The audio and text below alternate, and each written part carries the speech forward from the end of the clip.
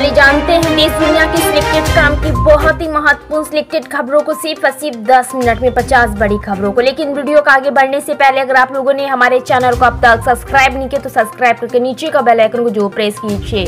सिख समुदाय पर कांग्रेस सांसद राहुल गांधी के बयान के खिलाफ भारतीय जनता पार्टी भाजपा के सिख प्रकोष्ठ ने विरोध प्रदर्शन किया। अमेरिका में सिख समुदाय पर दिए गए बयान को लेकर लोकसभा नेता और कांग्रेस सांसद राहुल गांधी के खिलाफ उनके आवास के बाहर सिख प्रकोष्ठ ने नेताओं ने पोस्टर बैनर लेकर जोरदार विरोध प्रदर्शन किया और जबरदस्त नारेबाजी की।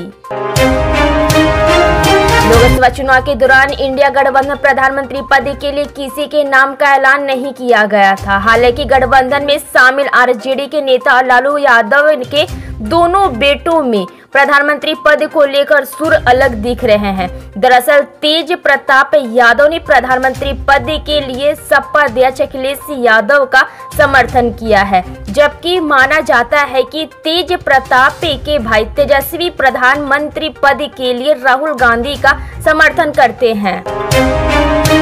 हिमाचल प्रदेश के शिमला में संजौली में मस्जिद में हुए अवैध निर्माण का मुद्दा गरमाया हुआ है। स्थानीय प्रशासन ने यहां धारा 163 लागू की हुई है और लोगों के एकत्रित होने पर रोक लगी है। कांग्रेस अध्यक्ष मल्लिकार्जुन खड़गे इन दिनों घाटी के विधानसभा चुनाव को लेकर कश्मीर में ताबड़तोड़ रैलियां कर रहे हैं। इसी के साथ उन्होंने अंतरनाग में एक सार्वजनिक रैली की। हरियाणा में विधानसभा की चुनाव की तारीख जैसे जैसे नजदीक आती जा रही है, प्रदेश में सियासी हलचल और बढ़ती जा रही है। पक्ष विपक्ष के नेता के बीच आरोप प्रत्यारोप का दौर भी जारी है। प्रधानमंत्री नरेंद्र मोदी ने सेमीकंडक्टर के घरेलू विनिर्माण में निवेश को बढ़ावा देने का आह्वान करते हुए कहा है कि आपूर्ति श्रृंखलाओं की मजबूती अर्थव्यवस्था के लिए महत्वपूर्ण है। अमेरिका के राहुल गांधी के आरक्षण रद्द करने को लेकर दिए गए बयान के बाद भाजपा लगातार हमलावर है। भाजपा नेता रविशंकर प्रसाद ने कहा है कि राहुल गांधी जब भी विदेश जाते हैं तब भारत को बदनाम करते हैं। अमेरिका की यात्रा पर गए कांग्रेस नेता राहुल गांधी ने एक बार फिर से चीन का जिक्र करते हुए केंद्र सरकार पर हमला बोला। उन्होंने कहा है कि प्रधानमंत्री नरेंद्र मोदी चीन की स्थिति का अच्छे से नहीं संभाल पा रहे हैं। असम में घुसपैठ की कोशिश नाकाम करने का दावा करते हुए मुख्यमंत्री हेमंत बिस्वा शर्मा ने कहा है कि अवैध तरीके से घुसने की ताक में लगे एक बांग्लादेशी को असम पुलिस ने वापस खदेड़ दिया है। उन्होंने कहा है कि पूर्वोत्तर में घुसपैठ के खिलाफ प्रभावी कार्रवाई हो रही है।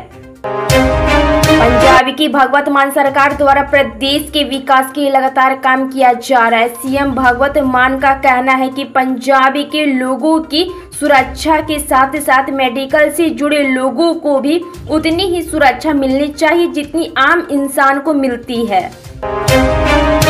हरियाणा और जम्मू कश्मीर में उम्मीदवारों की बगावत का सामना कर रही बीजेपी ने झारखंड को लेकर पहले से ही तैयारियां शुरू कर दी है। पार्टी की कोशिश है कि उम्मीदवारों के चयन की प्रक्रिया को इतना मजबूत बना दिया जाए कि बगावत की संभावना ही न रहे।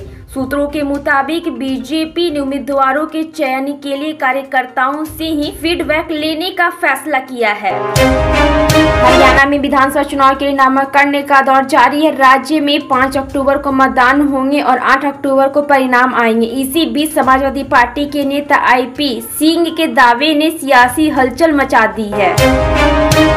नई दिल्ली में सीमा क्षेत्र विकास सम्मेलन में रक्षा मंत्री राजनाथ सिंह ने कहा है कि पिछले 10 साल में हमने सीमा सड़क संगठन के साथ मिलकर सीमावर्ती क्षेत्रों में 8,500 किमी से अधिक सड़कें बनाई है।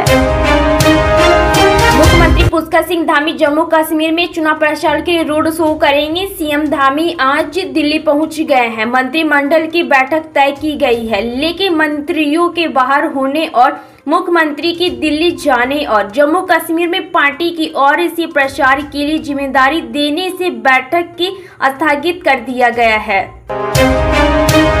प्रधानमंत्री नरेंद्र मोदी ने हाल ही में सेमीकॉन इंडिया 2024 का उद्घाटन किया है, जो कि भारत की सेमीकंडक्टर उद्योग को बढ़ावा देने के उद्देश्य से आयोजित किया जा रहा है। 24 देशों की 250 से अधिक कंपनियों की भागीदारी इस क्षेत्र में भारत की महत्वाकांक्षाओं को दर्शाती है। राजनीतिक रणनीतिकार जन स्वराज के संयोजक प्रशांत किशोर ने हाल ही में बिहार में नीतीश कुमार पर चल रही राजनीतिक हलचलों को लेकर बड़ा बयान दिया। उन्होंने तेजस्वी यादव के नीतीश कुमार के दरवाजा बंद वाले बयान पर निशाना साधते हुए कहा है कि नीतीश कुमार ने बार बार अपनी राजनीतिक स्थिति बदलना केवल खुद को बल्कि पूरे बिहार की स्थिति को अस्थिर कर दिया है। कांग्रेस के अध्यक्ष मल्लिकार्जुन खड़गे ने जम्मू कश्मीर में एक जनसभा को संबोधित करते हुए भारतीय जनता पार्टी की आलोचना की है। पीएम मोदी का नाम लिए बिना खड़गे ने कहा है कि यदि हम 20 सीटें और जीत जाते तो 400 पार का नारा लगाने वाले जेल में होते। प्रधानमंत्री नरेंद्र मोदी कई ग्रामीण लाभार्थियों को पीएम आवास योजना की पहली किस्त जारी करेंगे। ग्रामीण विकास मंत्री शिवराज सिंह चौहान ने घोषणा की है कि 26 लाख लाभार्थियों के लिए गृह प्रवेश समारोह 15 सितंबर को जमशेदपुर में निर्धारित है। इंडियन रेलवे अपनी आधुनिकता की ओर तेजी से अग्रसर है। ऐसे में एक के बाद एक नई वंदे भारत देश के कई हिस्सों में चलाई जा रही है। इसी सिलसिले में 15 सितंबर को अलग अलग राज्यों को 10 वंदे भारत की सौगात मिलने वाली है। प्रधानमंत्री नरेंद्र मोदी के प्रतिनिधित्व में केंद्रीय मंत्रिमंडल ने आयुष्मान भारत प्रधानमंत्री जन आरोग्य योजना के अंतर्गत बड़ा बदलाव किया है। मोदी सरकार ने इस योजना के तहत 70 वर्ष और उससे भी अधिक आयु के सभी वरिष्ठ नागरिकों के लिए हेल्थ कवरेज को मंजूरी दे दी है।